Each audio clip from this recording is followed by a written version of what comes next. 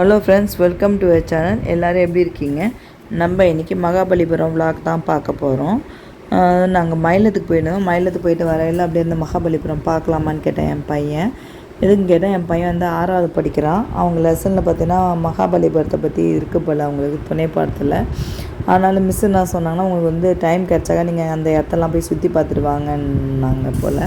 நாங்கள் ஏற்கனவே ஒரு தாட்டி போய் பார்த்துருக்கோம். இருந்தாலும் பார்த்தீங்கன்னா அவனுக்கு இப்போ கிளாஸ் எடுக்கும், அதை போய் பார்க்கணுன்னு ஒரு ஆசை வந்துச்சு. நெக்ஸ்ட்டு பார்த்தீங்கன்னா அங்கே நாங்கள் வந்து அந்த கடற்கரை கோயில் எல்லாமே நம்ம சுற்றி பார்த்துட்டு நெக்ஸ்ட்டு பார்த்தீங்கன்னா இந்த கண்ணன் பட்டர் பால் கிட்டே வந்தோம். கண்ணன் பட்டர் பால் கிட்ட வந்தோடனே ரொம்ப சந்தோஷமாக போச்சு.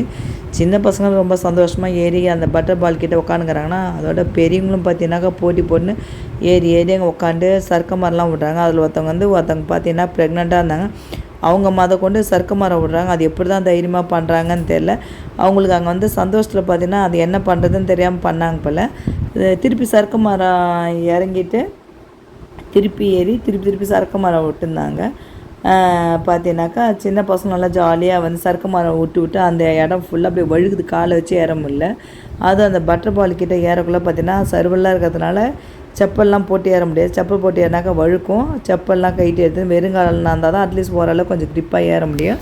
ஆனால் வந்து ஏறி அந்த வெயிலுக்கு பார்த்தீங்கன்னா நல்லா ஒரு இதமாக இருந்துச்சு. நெக்ஸ்ட் பார்த்தீங்கன்னா ஐந்திராத கோயிலெலாம் நின்று ஃபுல்லாக உள்ளாரெலாம் போல் ஜஸ்ட் வெளியே நின்று அப்படியே நாங்கள் பார்த்துட்டு அப்படியே வந்து ஸ்நாக்ஸ்லாம் வாங்கி சாப்பிட்டுட்டு ஜாலியாக கிளம்பிட்டோம்.